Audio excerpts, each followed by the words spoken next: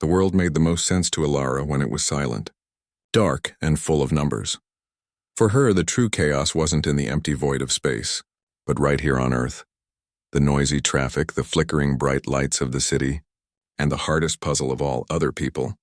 Their conversations were a confusing mess of words, hidden meanings, and expectations she could never quite understand. A simple question like, "How are you?" could tie her stomach in knots. Did they want the real, complicated answer or just the easy one? But here in the University Observatory at 2 in the morning, everything was perfect. The only light came from the soft blue glow of her computer monitors, showing streams of data. The only sound was the deep, gentle hum of the massive telescope above her as it turned, and the quiet whir of the servers in the next room. To anyone else, it might feel lonely. For Alara, it was like coming home. Here she could breathe. She was studying Mercury, not the shiny, quick planet you see in pictures, but the hidden one. The one with a giant heart of iron, a magnetic field that danced strangely, and secrets buried in the data from old space probes. While other scientists looked at Mars or Jupiter, Alara loved Mercury. It was a quiet, misunderstood planet, sitting so close to the sun that everyone else overlooked its mysteries. She felt a strange connection to it. Her fingers flew across the keyboard, lines of code and complex equations filling the screen. This was her language. In this world of numbers, there were no confusing social rules. 1 + 1 always equaled 2. A gravitational pull was predictable. It was a beautiful, orderly universe inside her mind, and she was its master. Suddenly, a soft ping broke the silence. Alara flinched. It was her email. At this hour?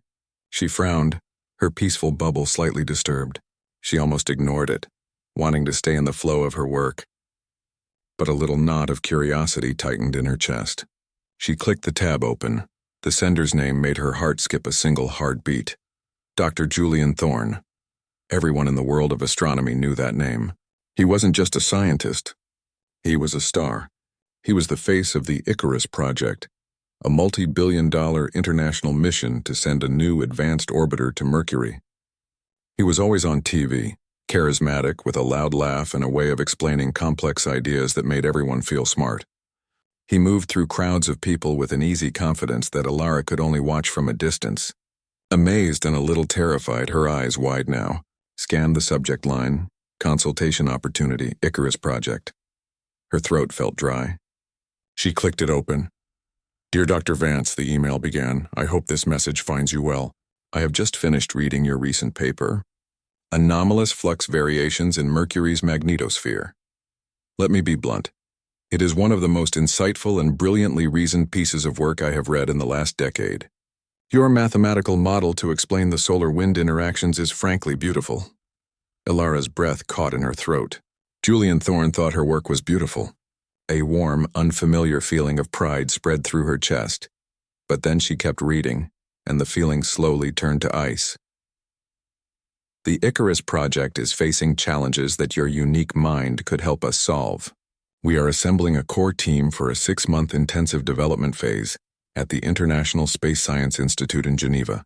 I am formally inviting you to join us as our senior magnetospheric specialist. Geneva. A team. Intensive." The words felt like heavy stones dropping into her stomach. The email went on, talking about a generous salary, a state-of-the-art facility, and the chance to be at the forefront of discovery. But all Alara could see was the trap. A room full of people like Julian Thorne. Dozens of them. All talking, debating, expecting her to talk back. Team meetings, group lunches, conference calls. There would be no silent, dark observatory. No control. Just noise. This wasn't an opportunity. It was a nightmare dressed up as a dream job. Her first instinct was to delete it. To close the email, go back to her numbers, and pretend it never happened. This was her safe place. Why would she ever leave? But then she looked up at her screen, at the swirling, colorful model of Mercury's magnetic field that she had created. This was her passion. This tiny, scorched and frozen world was her life's work. The Icarus Project was the best chance humanity had to truly understand it. The data they would collect. It would be a treasure trove. She could test her theories, find answers to questions she had been asking for years. It was a war inside her. One side, the quiet, safe and solitary world she had built for herself. The other, a once-in-a-lifetime chance to touch the stars, but at a terrible cost. She thought about trying to explain this conflict to someone. But who would understand? They would just tell her she was being silly, that she should be thrilled. "It's Julian Thorne," they would say. What's wrong with you? Nothing was wrong with her. She was just built differently. Her brain was a finely tuned instrument for listening to the universe, but it was terrible at navigating a crowded room. For a long time, Ilara just sat there, the hum of the telescope her only companion. She was at a crossroads. One path led to the quiet and familiar. The other led to a blinding star and a chaos she feared would break her. She closed her eyes not to block out the world, but to listen to the one inside her heart. What was the right choice? She didn't know yet. All she knew was that her quiet world had just been interrupted, and nothing would ever be the same again. For 3 days, Ilara did nothing. The email from Julian Thorne sat in her inbox like a bomb waiting to go off. She went through her normal routine, teaching her one small advanced class, spending her nights in the observatory, eating simple meals at her desk. But everything felt different now. The silence of her world, once so comforting, now felt heavy. It was the silence of a question left unanswered. She found herself staring at Mercury's image on her screen, but instead of seeing data, she saw a choice. Go or stay. Her heart screamed at her to stay. It was safe. It was known. But a tiny, quiet voice in the very back of her mind, the voice that had driven her to become a scientist in the first place, whispered, "What if?" On the 4th day, she did something that surprised even herself. She clicked reply. Her fingers hovered over the keyboard for a full 10 minutes. What could she possibly say? Finally, she typed just 5 words. "Thank you. I am interested." She hit send before she could change her mind. Her heart hammered against her ribs. There was no going back now. What followed was a whirlwind. Julian's team moved fast. There were calls with a friendly but efficient HR woman named Sarah.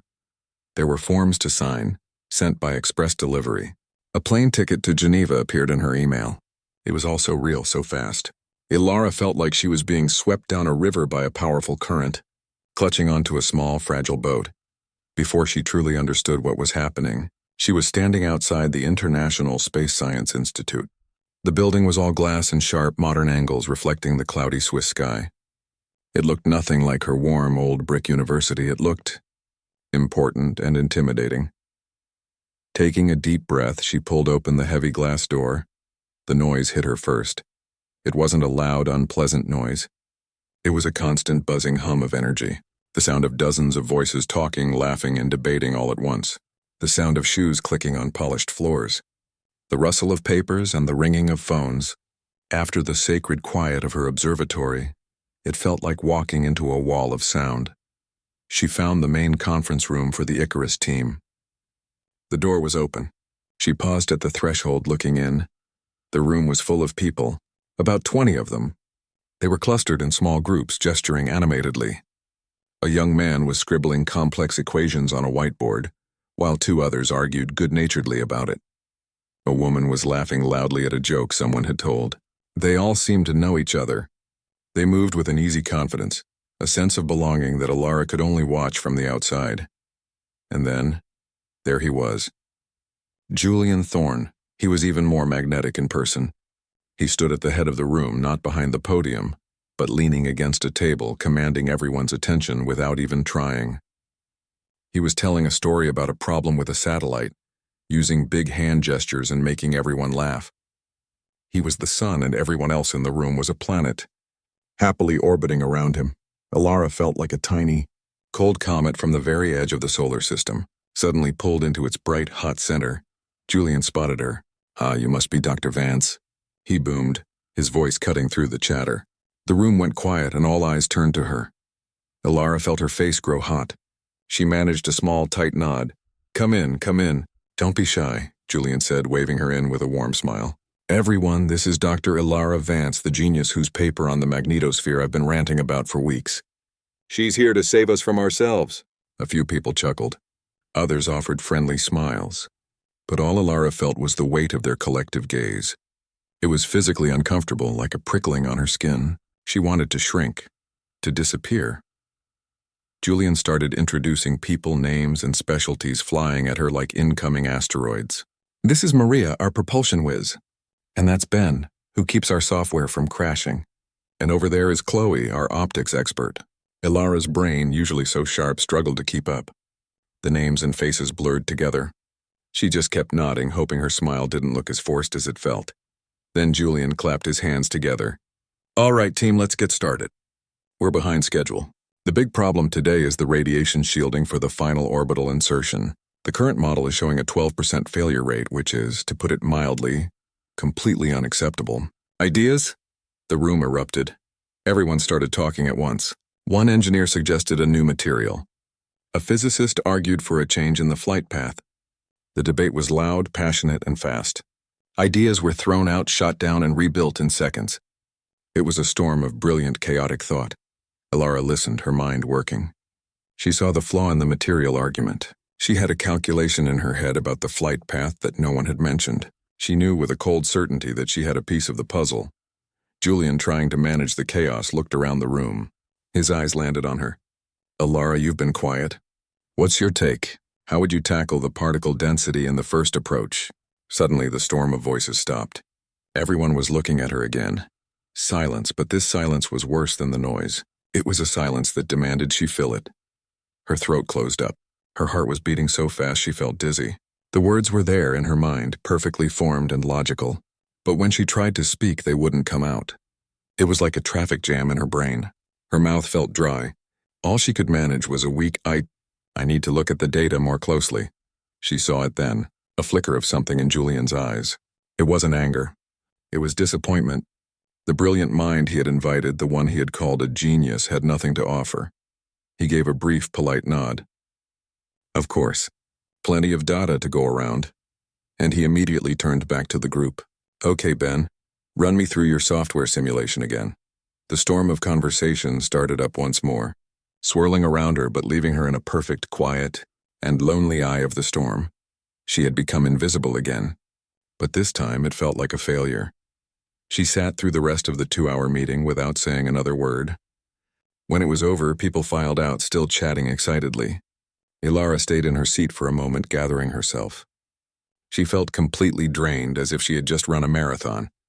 As she walked out, she heard a snippet of conversation from 2 team members walking ahead of her, not meant for her ears. Thorne's new star. She didn't say a word. Maybe the pressure's too much. It's a shame. I was looking forward to her ideas. Ilara's shoulders slumped. She had been here for less than 3 hours, and already they had decided she was a mistake. She walked back to her temporary office, a small, sterile room, and closed the door. The silence here was different from her observatory. This silence was heavy with doubt and loneliness. She looked out the window at the unfamiliar city. She had traveled across the world to touch the stars. But in this noisy, chaotic world of people, she had never felt further away from them. The next 2 weeks settled into a routine that felt like a slow, heavy march for Ilara. Her days were a cycle of loud meetings, quiet panic, and lonely recovery. Her small office became her bunker. It was plain, with white walls and a generic desk. But she had taped a single high-resolution picture of Mercury above her monitor. It was her anchor, a reminder of why she was putting herself through this special kind of hell. Every morning she would sit at her desk, take a few deep breaths, and prepare for the battle of the day, the 9 a.m. team meeting. The meetings were always the same. Julian Thorne would burst in, full of energy, throwing out big, exciting ideas like sparks from a firework. What if we use a gravity assist from Venus in a completely new way? Or I had a dream last night about quantum shielding.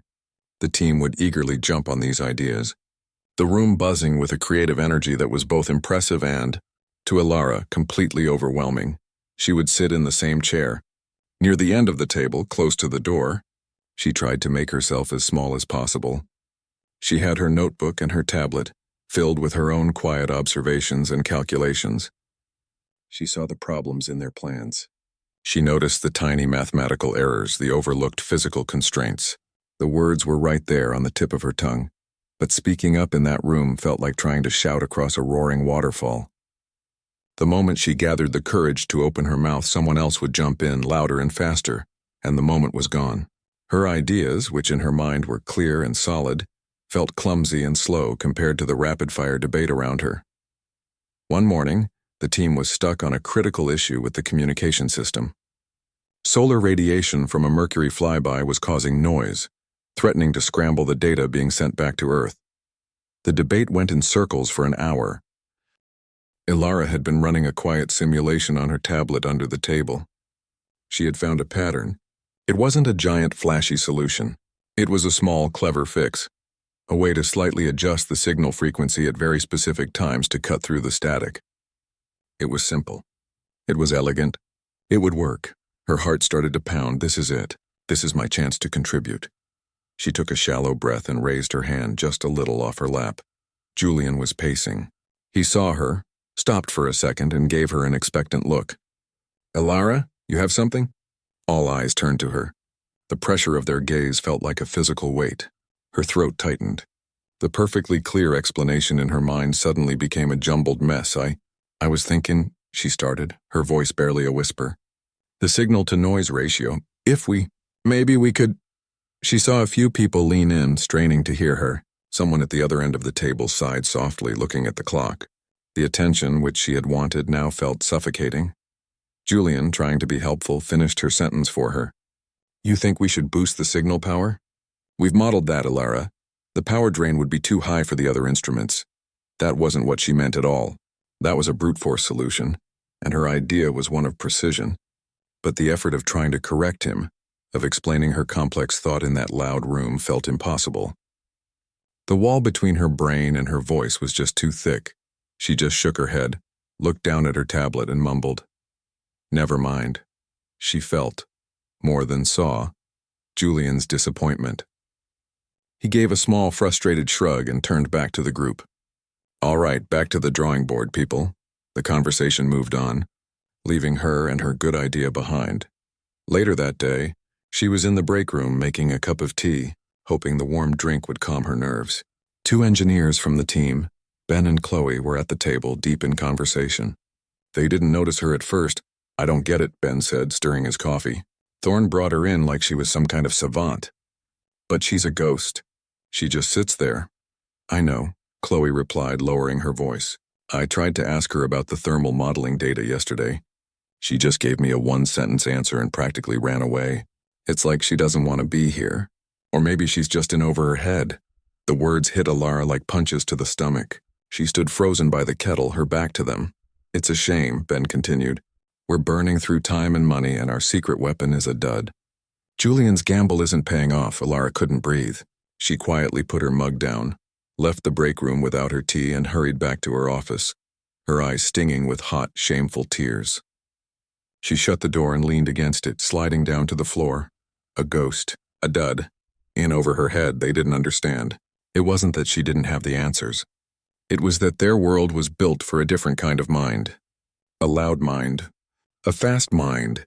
Her mind worked in deep, quiet currents, not in sharp, sparkling waves. She pulled her knees to her chest and hugged them. The doubt that had been whispering to her was now shouting. They were right. Julian had made a mistake. She was a mistake. She was failing the one thing she was ever good at. She thought about her quiet observatory, her peaceful nights with the stars. She thought about the proud, confident scientist she was back there. That person felt like a stranger now. Here she was just a shadow, a disappointment. That night, alone in her small rented apartment, she opened her laptop. The screen glowed in the dark room. She opened a new email. The recipient was Dr. Aris, her old department head at the university. "Dear Carl," she typed, her fingers trembling. "I hope all is well. I was wondering if my old position at the observatory is still... if it would be possible to... I think I may have made an error in coming to Geneva." She stared at the unfinished sentence. The cursor blinked, waiting. A single tear rolled down her cheek and dropped onto the keyboard. Giving up felt like a defeat. But staying felt like a slow, painful suffocation. She was trapped between her own fears and the brilliant, noisy world she couldn't seem to enter. The weight of it all was crushing her. Ilara stared at the unfinished email on her screen. The words, "I think I may have made an error," seemed to pulse with her own shame. Her finger hovered over the send button. It would be so easy. One click and the pressure would be gone. She could go back to her quiet life, back to where things made sense. But as she looked at the sentence, a stubborn feeling rose up in her chest. It was small, but it was strong. It was the same feeling that had made her stay up all night as a teenager, trying to understand a difficult math problem. It was the part of her that refused to give up. With a sudden, decisive movement, she selected all the text and pressed delete. The screen went blank. She wasn't going to run away. Not yet. The next day, she walked into the Icarus building with a new, fragile determination. She couldn't change who she was. She couldn't force herself to become loud and talkative like the others. But maybe, just maybe, she could find a different way to contribute. She avoided the main conference room for the morning meeting, her heart pounding with a mix of guilt and rebellion. Instead, she went straight to the project's shared digital server. This was a world she understood. It was organized, logical, and silent. She started digging. She looked for the data on the problem that was currently consuming the team, the communication system's static. She downloaded gigabytes of raw information, signal logs, radiation reports, error codes from previous test flights. This was her language. This was where she could speak without using her voice. For the next 2 days, she became a ghost in the machine. While the team argued in meeting rooms, Ilara sat in her office, the blinds half closed, surrounded by the soft glow of her monitors. She built models. She ran simulations. She looked for patterns that everyone else was too busy to see. It was on the afternoon of the second day that she found it. It wasn't in the main signal data. It was buried in the auxiliary logs. A tiny, almost meaningless stream of numbers tracking the probe's minor temperature fluctuations. She noticed a faint repeating pattern, a slight shiver in the metal of the communication dish itself, happening at the exact same time as the worst bursts of static. Her mind, trained to connect distant dots, lit up. It wasn't just the solar radiation causing the noise. It was a vibration. The radiation was heating a tiny component unevenly, causing it to expand and contract just a little, making the whole dish tremble. This tiny shake was distorting the sensitive outgoing signal. The team was trying to fix the signal, but the real problem was a physical shiver. This was her answer. This was what she had tried to say in the meeting. Not a louder signal, but a steadier one. But how could she tell them? The thought of standing up in that loud room again made her feel sick. She couldn't do it. Then she remembered the server.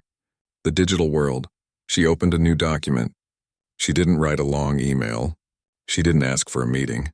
She created a simple step-by-step report. She used clear headings, simple graphs from her simulation, and photos from the component's design file. She showed the temperature data next to the static bursts. She showed her vibration model.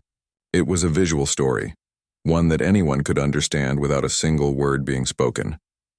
At the bottom, she wrote just one line of text. Proposed solution. Add a small, heat-resistant damping ring to component 7B to absorb the vibration. She titled the file, Static Analysis, E-Vance, and uploaded it to the team's shared folder. Her hand was shaking as she clicked Save. It felt like sending a message in a bottle out into a vast, noisy ocean. Would anyone find it? Would anyone care? She waited. An hour passed, nothing. The doubt started to creep back in. Maybe they would just ignore it. Maybe her file would get lost in the hundreds of other documents on the server. Then, there was a soft knock on her office door. Ilara jumped. Her door was always closed. No one ever knocked. Come in, she said, her voice barely a whisper. The door opened slowly. It was Leo, the geologist. He was a quiet man himself, probably in his 50s, with kind eyes and a calm presence. He was the one who always listened in meetings but rarely spoke. Ilara had barely noticed him before. He held a printed copy of her report in his hand.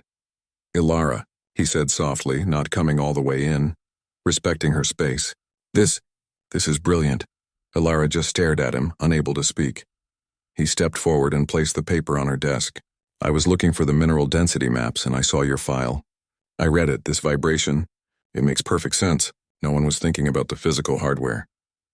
Thank you, Ilara managed to say, her face feeling warm. I showed it to Ben, Leo continued. The software guy. He's running a new simulation now, adding your vibration data to his model. He thinks you might have just solved it. Just then, Ilara's computer chimed. A new email. It was from Ben, the same engineer she had overheard in the break room. The subject line was, RE. Static analysis. The email was short. Elara, Leo showed me your doc. This is it. This is the missing piece. My sim is already showing a 90% reduction in signal error. Why didn't you speak up in the meeting? This is fantastic work. We've been stuck on this for weeks. Ben. Elara read the email twice. The words fantastic work seemed to glow on the screen. The weight that had been crushing her for weeks felt a little lighter. Someone had listened. More than that, someone had understood. A few minutes later, Julian Thorne walked past her open door. He paused, looked in, and gave her a quick, genuine smile and a thumbs up. He didn't come in to give a big speech. He didn't try to make a scene. It was just a simple, silent acknowledgement. It was perfect. That small gesture meant more to Elara than any loud praise in a crowded room. She looked from Leo's kind face to Ben's email on her screen, and then to Julian's retreating back. She hadn't conquered her fears. The meetings were still going to be hard. But she had found a crack in the wall. She had found a way to let her light shine through in her own quiet way. She hadn't needed to become a star like Julian. She just needed to find her own way to glow. And for the first time since arriving in Geneva, a small, real smile touched her lips. The message in her bottle had been found. The air in the Icarus project felt different after Elara's discovery. It wasn't a huge, dramatic change, but a subtle shift. Like the first warm breeze after a long winter. People didn't crowd her desk, but when she walked to the break room, Ben, the software engineer, gave her a friendly nod. Once, Maria from Propulsion stopped by to ask a small question about data correlation, speaking in a calm, respectful tone. They were starting to see her not as a ghost or a dud, but as a quiet reservoir of deep knowledge. This small crack of acceptance gave Elara a new kind of courage. She still dreaded the loud group brainstorming sessions, but she no longer felt like a complete imposter. She had earned her place in her own way. Julian, learning from what had worked, gave her a new, specific task. Elara, he said, popping his head into her office one afternoon. I need your eyes on the historical data from the old messenger probe. Our new models for the Mercurian exosphere, that's the super-thin atmosphere, just don't match up with what that probe saw decades ago. There's a disconnect. See if you can find the ghost in the machine. It was the perfect job for her. It was a deep, complex puzzle that required patience and silence. It was detective work through time, sifting through the whispers of an old, retired spacecraft. So, while the main team charged ahead with the big, flashy problems of spacecraft design and trajectory, Elara retreated. Her world once again shrank to the glow of her monitors and the language of numbers. But this time it felt different. She wasn't hiding. She was hunting. She spent days, then a week, living in the past. She downloaded terabytes of old messenger data. It was messy, filled with the digital equivalent of dust and scratches. The sensors were less advanced, the recording methods less precise. It was like trying to hear a faint melody on a scratched vinyl record, while a modern orchestra, the Icarus team, was playing loudly next door. She built filters to clean up the noise. She wrote algorithms to compare the old data with their new theoretical predictions. Line by line, pixel by pixel, she searched for the reason behind the disconnect. It was during one of these late-night sessions, long after the rest of the team had gone home, that she found it. The office was perfectly silent save for the hum of her computer. She was cross-referencing solar wind pressure with particle density in the exosphere. On her main screen was a graph, a jagged, messy line showing the actual data from Messenger. On her second screen was a smooth, predictable line from the Icarus team's new model. They were close, but not quite right. The real data had tiny, regular bumps that the model completely missed. Everyone had dismissed these bumps as sensor noise or calibration errors. They were too small, too consistent to be important. They were background static, but Elara's mind was wired to pay attention to the things everyone else ignored. She zoomed in. The bumps were there like a tiny rhythmic heartbeat. Bump, bump, bump. She filtered out more noise. The bumps became clearer. They weren't random. They had a pattern, a frequency. Her curiosity, a quiet but powerful engine inside her, ignited. This wasn't noise. This was a signal. For the next 48 hours, she fell into a state of deep, hyper-focused concentration. The outside world, the team Geneva, even her own need for food and sleep faded away. She lived on coffee and the thrill of the chase. She was a scientist, a detective, and an artist all at once, chasing a shadow. She cross-referenced the bumps with everything: Mercury's rotation, its distance from the sun, the activity of its giant iron core, solar flares. Nothing matched perfectly. Then, on a whim, she compared it to the data from Mercury's weak magnetic field. She created a new graph, overlaying the bumps from the exosphere with the tiny daily wobbles in the planet's magnetic field. The two lines locked into perfect sync. Her breath caught in her throat. She leaned closer to the screen, her heart hammering. It wasn't just a correlation, it was a conversation. The planet's molten, spinning iron core was causing the magnetic field to pulse ever so slightly, and that pulse in turn was gently squeezing the particles in the exosphere, causing this tiny rhythmic variation that had been recorded decades ago and promptly forgotten. This was new. This was a fundamental process no one had ever noticed. It was a secret the planet had been whispering all along, but you had to be very, very quiet to hear it. She had done it. She had found the ghost in the machine, and it was beautiful. The excitement was a physical feeling, a buzz under her skin. For the first time, she felt a powerful urge to tell someone, to share this discovery. She looked at the clock. It was 3 a.m. The building was empty. She thought about calling Julian, but the thought of explaining this complex, beautiful thing over the phone felt wrong. She thought about Leo, but he was surely asleep. The excitement slowly mixed with a familiar anxiety. How would she present this? A full team meeting was out of the question. They wouldn't have the patience for her slow, careful explanation. Her moment of triumph started to feel heavy again. She saved all her data, her graphs, her proof. She shut down her computer and walked out into the cold, silent night. The stars were hidden by the city lights, but in her mind she could see Mercury. No longer just a rocky ball, but a world with a slow, steady heartbeat. She had made a discovery that could change their understanding of the planet. But now she faced a problem almost as difficult as the science itself: how to make herself heard. The whisper was in the data. But would anyone in the noisy, busy, bright world of the Icarus Project have the patience to listen?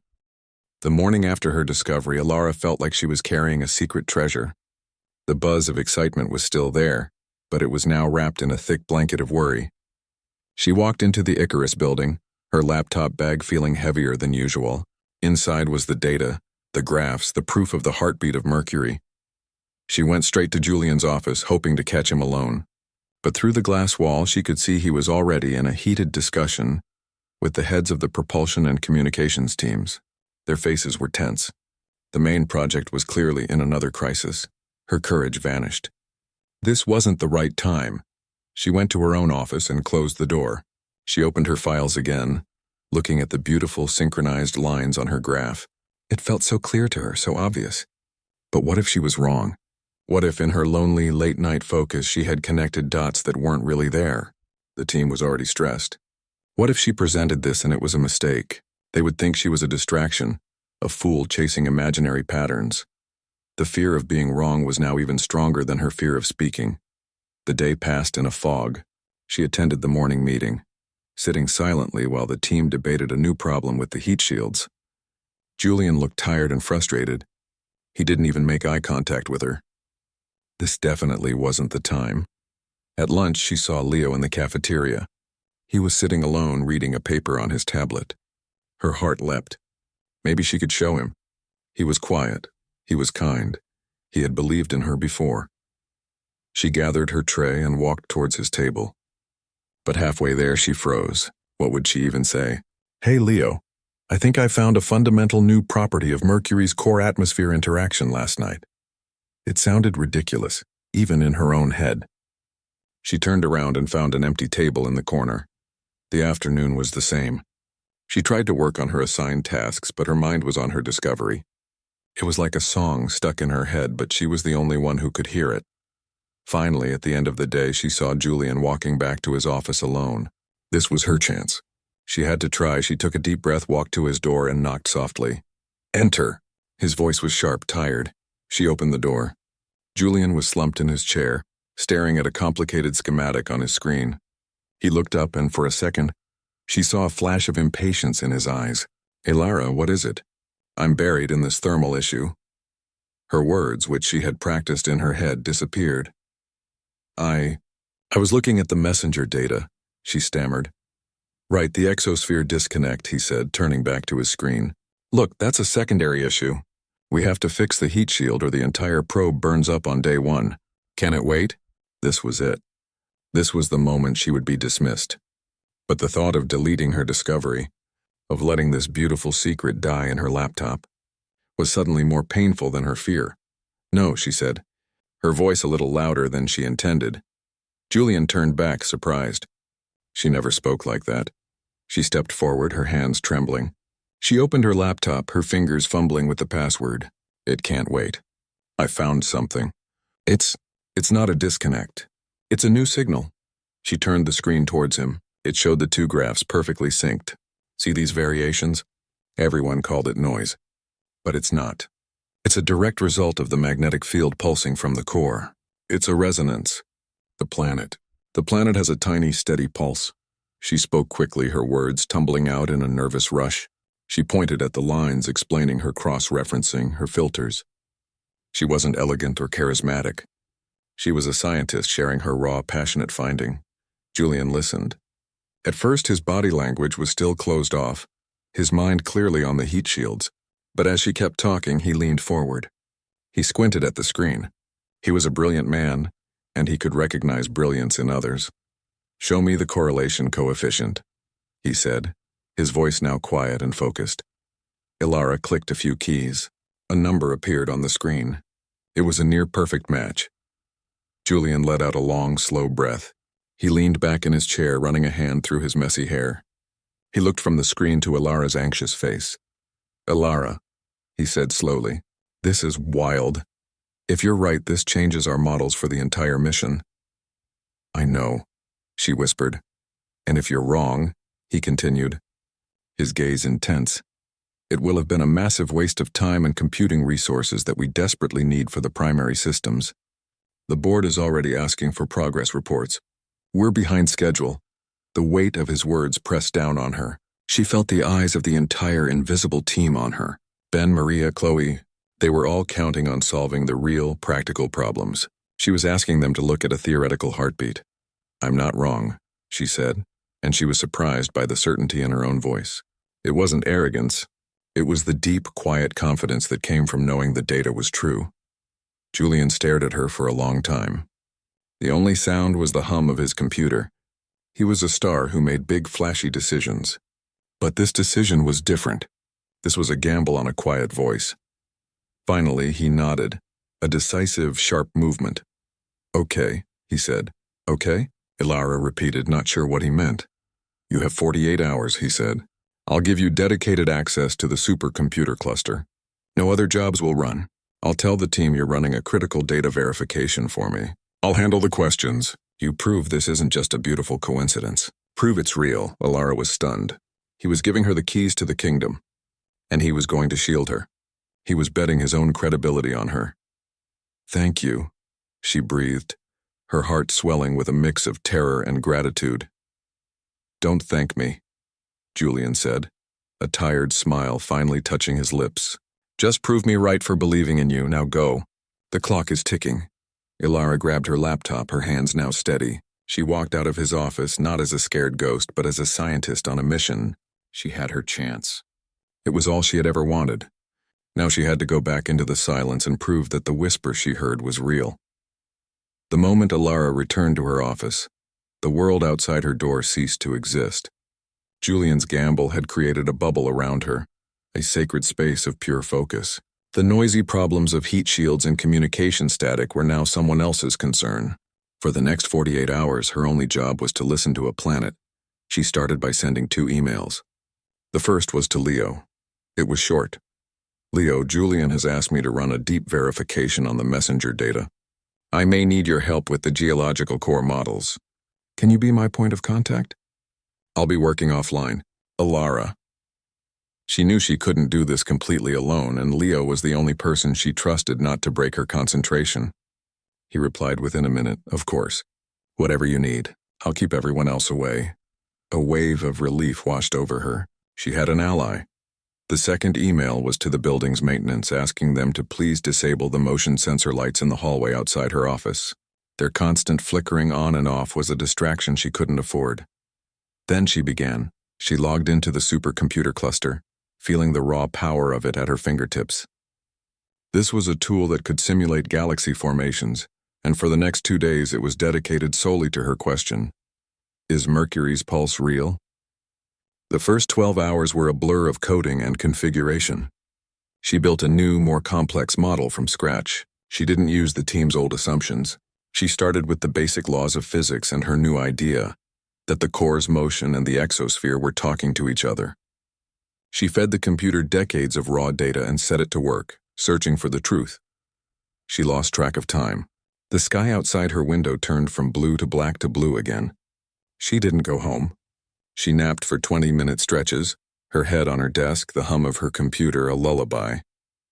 She ate protein bars and drank black coffee, her body just a machine to fuel her mind. At one point there was a soft knock. It was Leo. He didn't come in. He simply placed a clean thermos of hot soup and a fresh sandwich on the floor just inside her door, gave her a small, understanding smile, and left without a word. That simple act of kindness with no demand for conversation felt more supportive than any cheering crowd. Meanwhile, the rest of the team was buzzing with curiosity. They saw Ilara's name on the supercomputer queue, consuming a huge amount of power. They saw her office light on at all hours. Whispers started again, but this time they were different. What is she working on? Maria asked Ben at the coffee machine.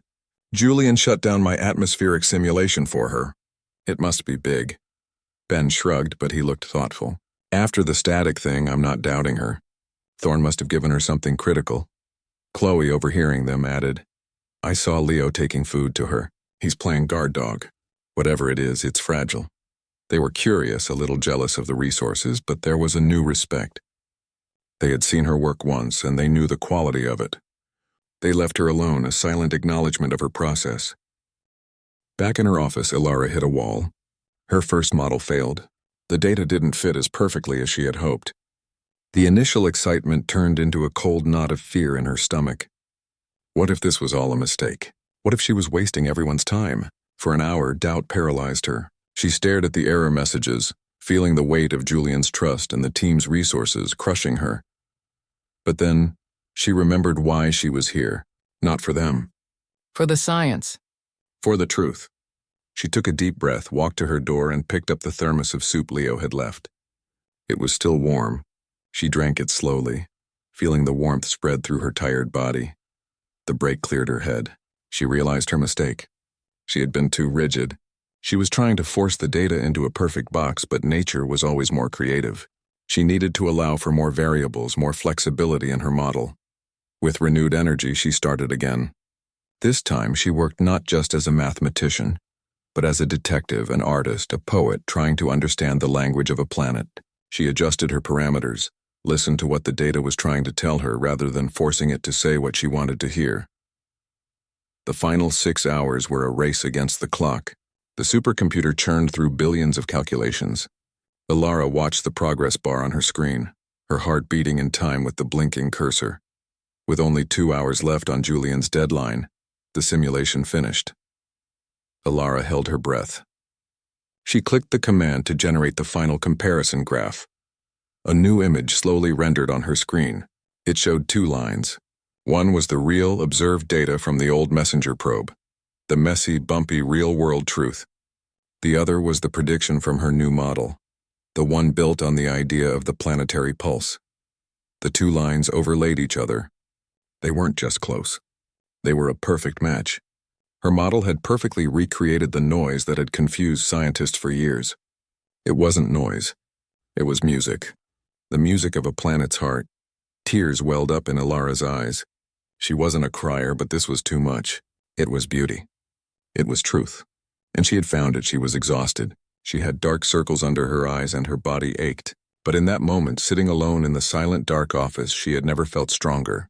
She had journeyed into the deepest silence and returned with a discovery that would change their understanding of the universe. The gravity of that silence had pulled her through. She had not been crushed by it. She had been empowered by it. She had proven it to herself, and soon she would prove it to the world. The 48 hours were up. Ilara stood in front of the bathroom mirror, splashing cold water on her face. She looked pale, with dark shadows under her eyes. Her body felt heavy with exhaustion, But her mind was clear and sharp, focused on the single, perfect graph now saved on her laptop. She had slept for a few hours in her office chair, a deep, dreamless sleep of pure exhaustion. When she woke up, the fear was there waiting for her. The fear of the crowded room, the judging eyes, the pressure to speak. But this time a new feeling sat right beside the fear, a solid, unshakable confidence. She wasn't going to ask for their approval. She was going to show them the truth. She walked into the main conference room a few minutes early. A few team members were already there, sipping coffee and chatting. The chatter died down as she entered. All eyes turned to her. They had all heard the rumors, seen the supercomputer usage. The air was thick with curiosity. She didn't sit in her usual corner seat. Instead, she walked to the front of the room and connected her laptop to the large display screen. Her hands were steady. She arranged her notes, a single page with 3 bullet points on the podium. She took a slow, quiet breath. Julian walked in, followed by the rest of the team. He looked tired, but his eyes were alert, fixed on Ilara. He gave her a small, almost imperceptible nod.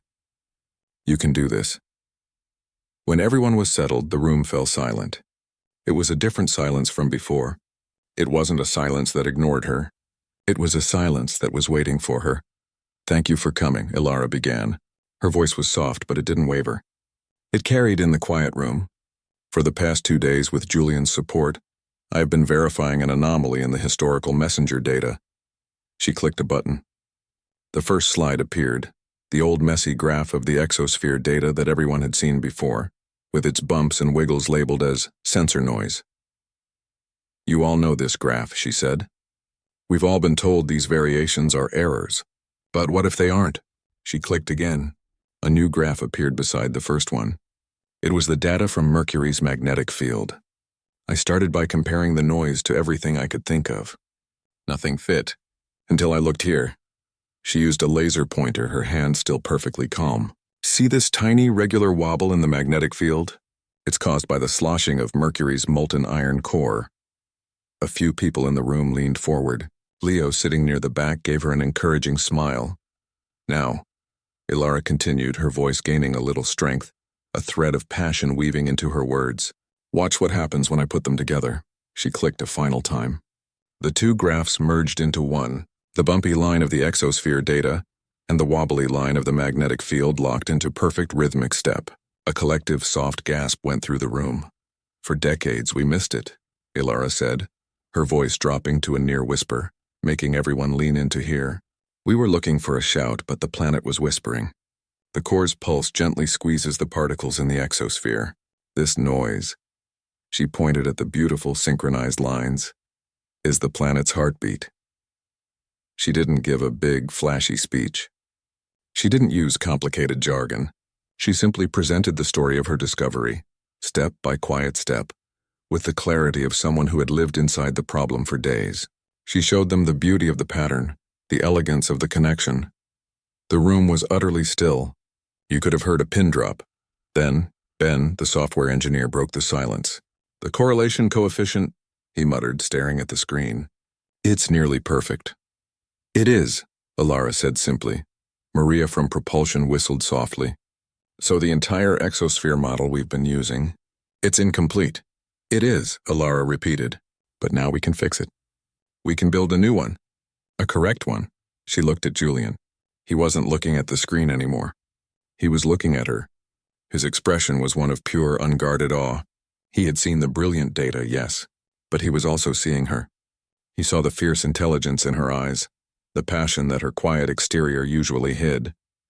He saw the depth of the ocean he had only previously seen the surface of. In that moment, the star of the project and the quiet scientist met not as opposites, but as 2 different kinds of brilliance finally recognizing each other. His was the brilliance of fire, bright, warm, and gathering people around it. Hers was the brilliance of a deep well, clear, cool, and offering a truth you had to lean in to see. They weren't competing. They were complementing each other perfectly. Julian stood up. He didn't clap. He didn't cheer. He walked to the front of the room and stood beside her. He looked at the team. "What Dr. Vance has presented," he said, his voice thick with emotion, "is not just a solution to a data disconnect. This is a fundamental discovery. It will change textbooks. It will change how we design every instrument on the Icarus probe to listen for this pulse. This is why we do science. He turned to Alara. Thank you, Alara. You have just given this mission its soul. The spell was broken. The team erupted, not in noisy debate, but in a wave of genuine applause and excited chatter. They surrounded her not to overwhelm her, but to ask thoughtful questions, to congratulate her, to see the graph up close. Alara stood there, accepting it all, a real tired smile on her face. The noise didn't feel threatening anymore. It felt like music. She had done it. She had crossed the bridge from her quiet world into theirs, and she had brought back a treasure for everyone to share. The quiet had met the star, and together, they had created a new constellation. The days that followed Alara's presentation felt like the entire Icarus project had taken a deep, fresh breath. The air itself seemed lighter, charged with a new kind of energy.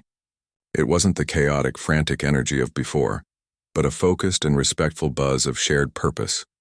The change in how people treated Alara was the most noticeable difference. She was no longer the ghost in the corner. Now when she walked into a room, people would look up and smile.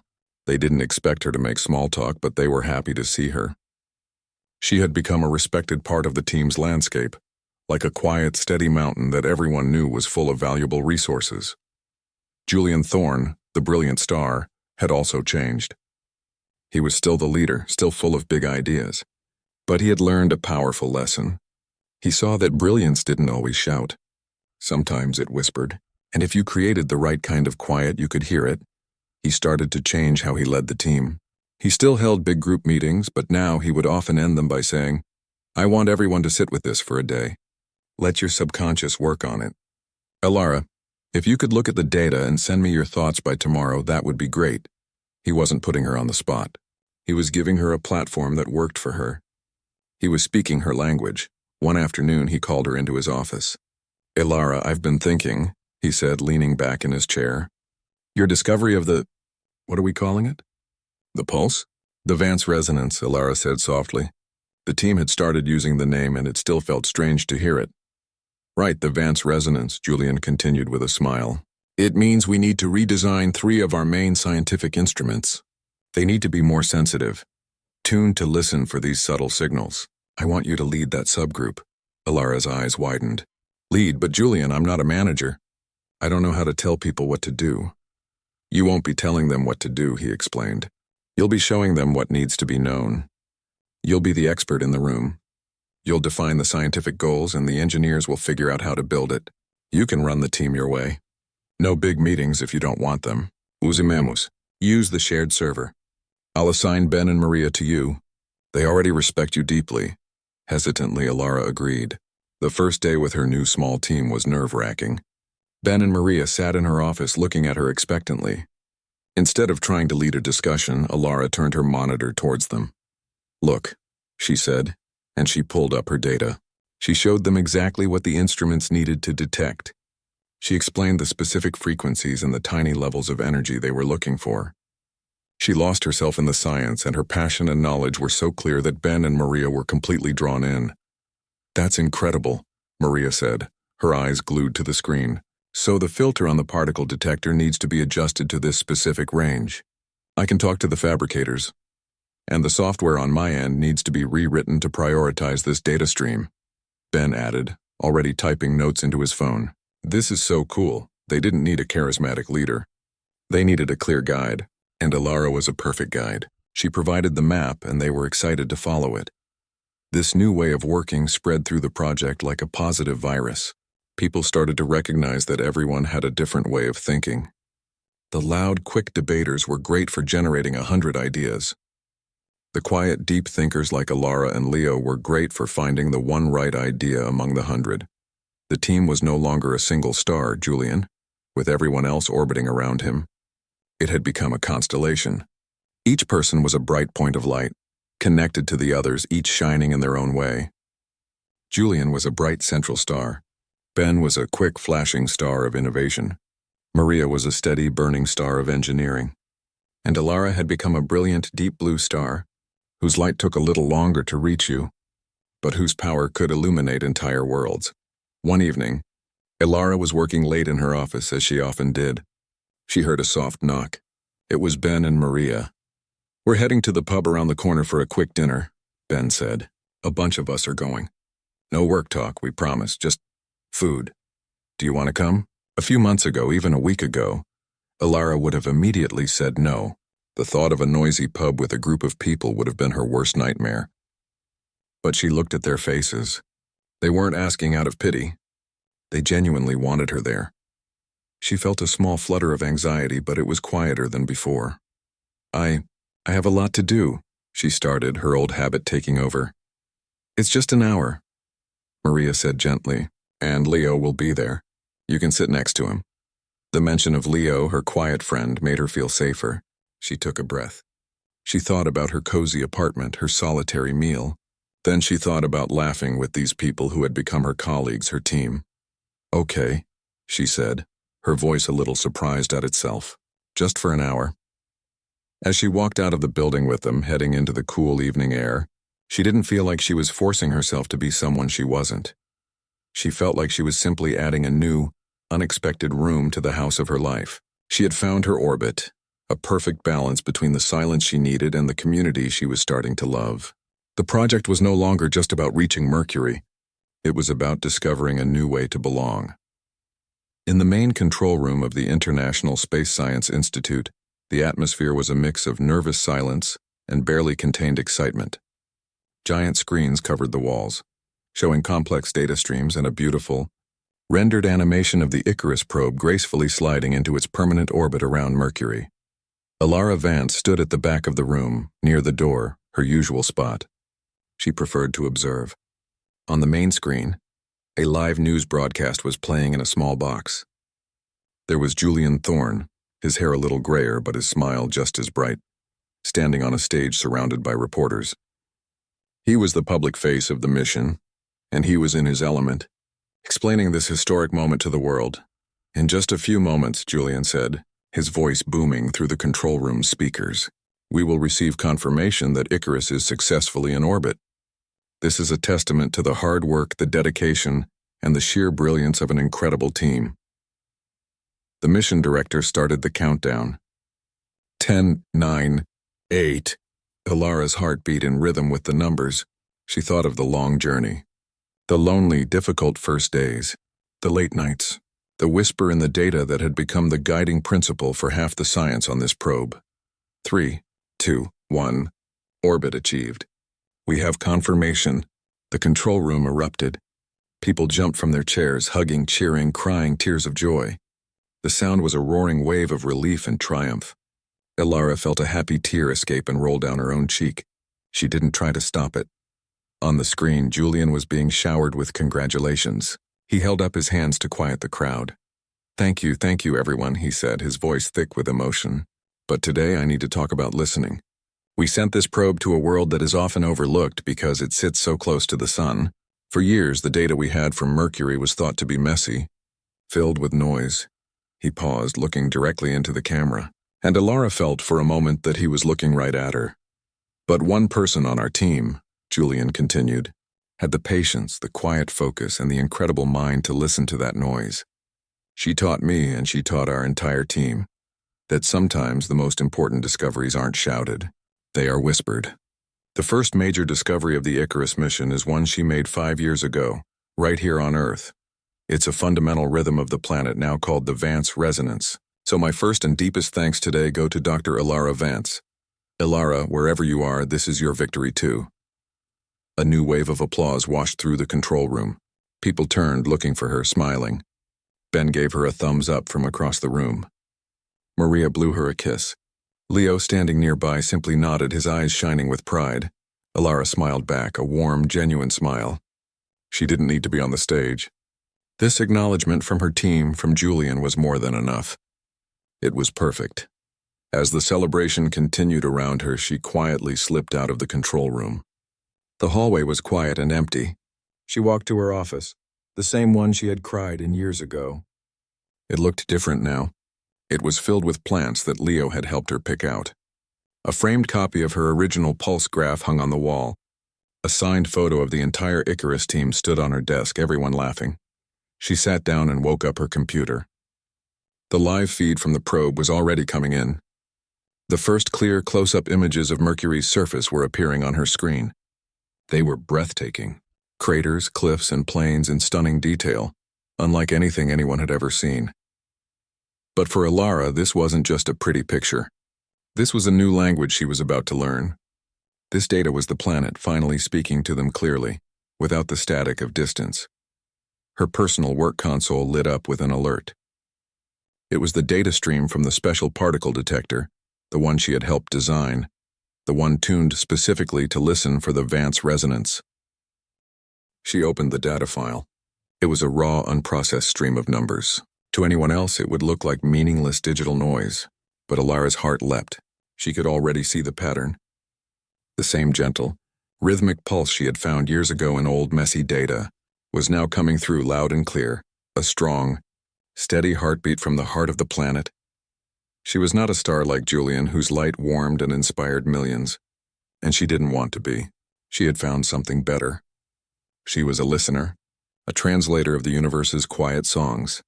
She had her quiet, and she had her place in the world. She had a team that respected her silence and her mind. She had a friend in Leo. She had even learned to enjoy the occasional hour at the pub with her colleagues. She was not broken. She was not fixed. She was simply herself. And that was her greatest discovery of all. As the celebration roared down the hall, Alara Vance, the quiet scientist who learned to let her light shine, got to work. She leaned closer to her screen, a smile on her face, and began to listen to the whispers of a new world. She had found her orbit, and it was eternal,